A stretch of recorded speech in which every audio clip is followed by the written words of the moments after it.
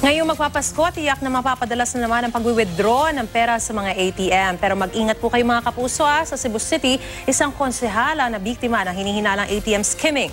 Balitang hatid ni Tina Panganiban Perez.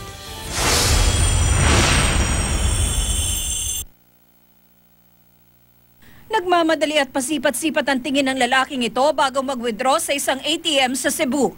Ilang beses siyang nakuna ng video na nag-withdraw sa parehong lugar gamit ang ATM na hinihinalang kopya mula sa ibang tao. Ang biktima, isang konsehal sa Cebu City. Kwento ni Councilor Dave Tumulak, nagulat na lang siya nang malamang may iba palang nag-withdraw ng kanyang pera.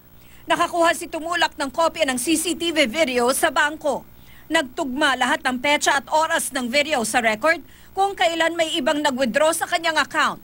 Marami-rami ang unauthorized withdrawals at may shopping transactions pa. Ipinagtataka ni Tumula kung paano nakopya ang mga detalye ng kanyang ATM account.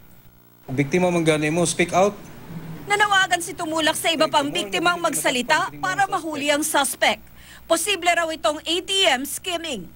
Plano ng konsehal na siyang Cebu City Deputy Mayor for Police Matters na magreklamo sa Bangko Sentral ng Pilipinas at sa iba pang mga bangko kung saan nag-withdraw sa ATM ang responsable sa krimen. Tina Panganiban Perez, GMA News.